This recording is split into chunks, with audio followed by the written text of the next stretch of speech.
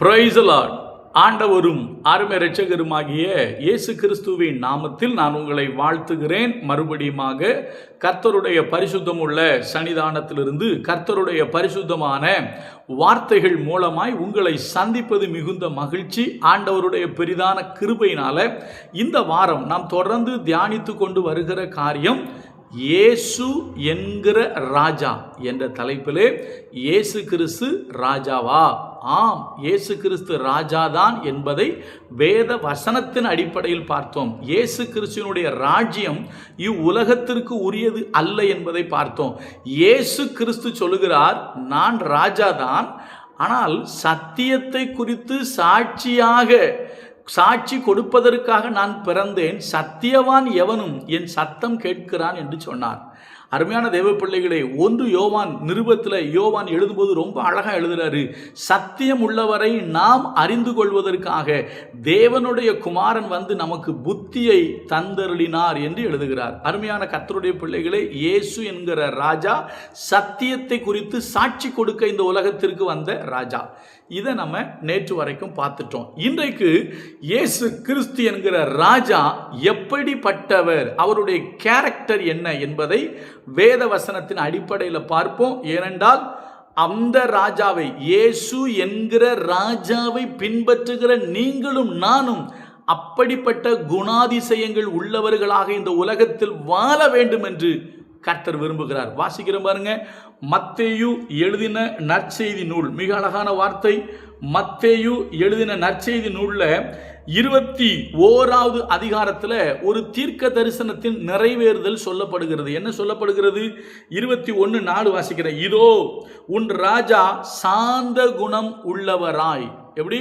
சீயோன் குமாரத்திக்கு சொல்லப்படுற வார்த்தை, இதோ உன் ராஜா சாந்த குணம் உள்ளவராய் கழுதையின் மேலும் கழுதை குட்டியாகிய மரியின் மேலும் ஏறிக்கொண்டு உன்னிடத்தில் வருகிறார் என்று சீயோன் குமாரத்திக்கு சொல்லுங்கள் என்று தீர்க்கதரிசியினால் உரைக்கப்பட்டது நிறைவேறும்படி இதெல்லாம் நடந்தது என்று எழுதப்பட்டிருக்கு. அப்போ அந்த ராஜாவுடைய கேரக்டர் என்ன என்பதை இங்கு சொல்லப்படுகிறது. இப்போ நான் அப்படியே இது எங்க சொல்லப்பட்டிருக்கு அப்படின்னா, சகரியா தீர்க்க தரிசன புஸ்தகத்தில் சொல்லப்பட்டிருக்கு. நான் அதை வாசிக்கிறேன், நல்லா கவனிங்க. இயேசு என்கிற ராஜா எப்படிப்பட்டவர் அப்படின்னா, இந்த பூமிக்குரிய ராஜாவை போல அவர் அல்ல. இந்த பூமி அவருடைய ராஜ்யமும் அல்ல. இந்த பூமியிலே தன்னுடைய ராஜ்யத்தை ஸ்தாபிக்க வரல. இந்த பூமியில் பிறந்த ஒவ்வொரு மனுஷனுக்குள்ளையும் தன்னுடைய ராஜ்யத்தை ஸ்தாபிக்க வந்தார தவிர இந்த பூமியில தன்னுடைய ராஜ்யத்தை ஸ்தாபிக்க வரல. நல்லா கொஞ்சம் வித்தியாசத்தை கவனித்துக் கொள்ளுங்கள். ஒவ்வொரு மனிதனுக்குள்ளும் அவருடைய ராஜ்யம் வர வேண்டும். அது நிமித்தம் அந்த மனிதன் அவருடைய நித்திய ராஜ்யமாகிய பரலோகத்தை சுதந்தரிக்க வேண்டும். இதற்காகத்தான் இயேசு என்கிற ராஜா இந்த பூமிக்கு வந்தார். இப்போ பாருங்க அவருடைய கேரக்டர் என்னன்னு அழகா போட்டு நான் வாசிக்கிறேன் பாருங்க. சகரியா 9வது அதிகாரம் 9வது வசனம்.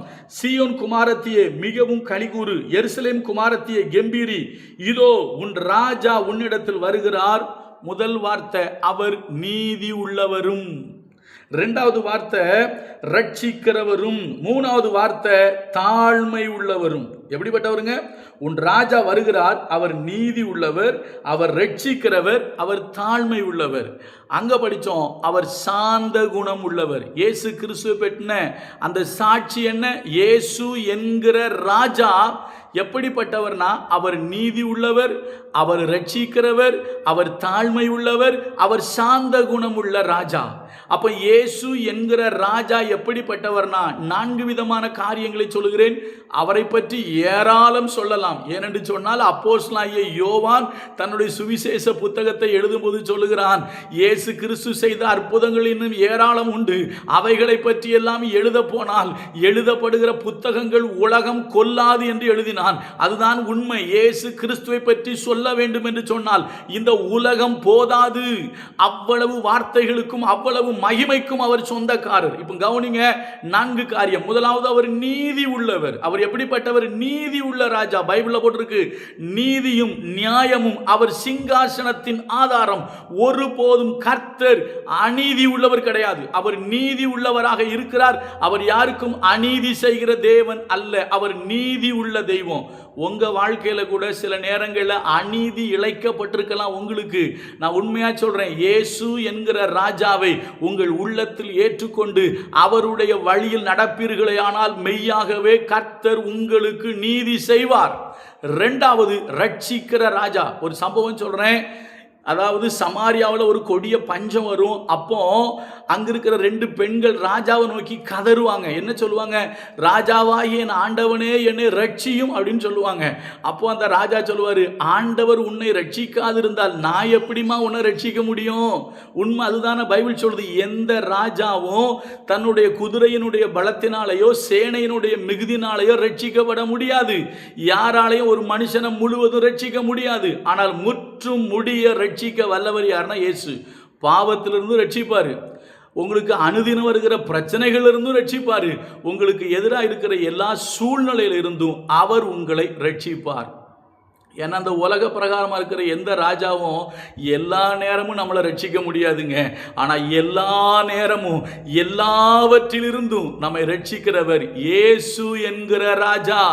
அப்போ இயேசுங்கிற ராஜா நீதி உள்ளவர், இயேசுங்கிற ராஜா ரட்சிக்கிறவர். அடுத்தது இயேசுங்கிற ராஜா தாழ்மை உள்ளவர். இந்த உலகத்திலேயே யாரிடத்திலும் இல்லாத ஒரு காரியம், ஆண்டவராகிய இயேசு கிறிஸ்து தாழ்மை உள்ளவராய் வருகிறார்.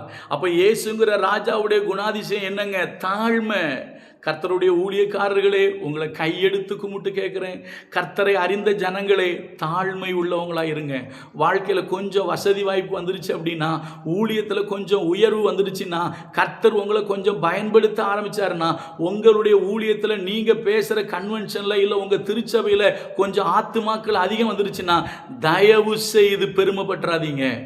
தாழ்மை உள்ளவர்களாக இருங்க. வாழ்க்கையில் எவ்வளவு உயர்வு வரலாங்க, ஆனால் நமக்குள்ளே காணப்பட வேண்டியது தாழ்மை. அந்த தாழ்மை இல்லைன்னா போச்சுங்க தேவ பிள்ளைகளை. ஏன்னா நமக்கு முன்னோடியாகிய இயேசு ராஜாவாக இருந்தும் தன்னை தாழ்த்தினார். அதனால தான் பக்தன் அழகா பாடுறாரு, தாழ்மை உள்ளவரிடம் தங்கிடுதே கிருபை, தாழ்மை உள்ளவரிடம் தங்கிடுதே கிருபை,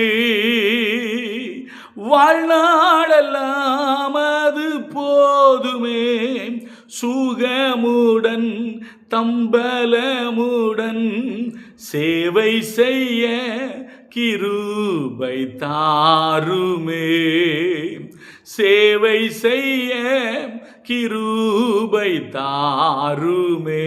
அருமையான கர்த்தருடைய பிள்ளைகளே, கர்த்தருடைய ஊழியக்காரங்களே, கர்த்தர் உங்களை ஊழியத்தில் பயன்படுத்தும் போது, கர்த்தர் உங்களை கொண்டு வல்ல பெரும் காரியம் செய்யும் போது, உங்கள் ஊழியத்தில் ஜனங்கள் பெருகும் பொழுது, அது நிமித்தம் உங்களுடைய பொருளாதாரம் பெருகும் போது, தயவு செய்து மனசில் கூட பெருமைப்பட்டுறாதீங்க, தாழ்மையாக இருங்க.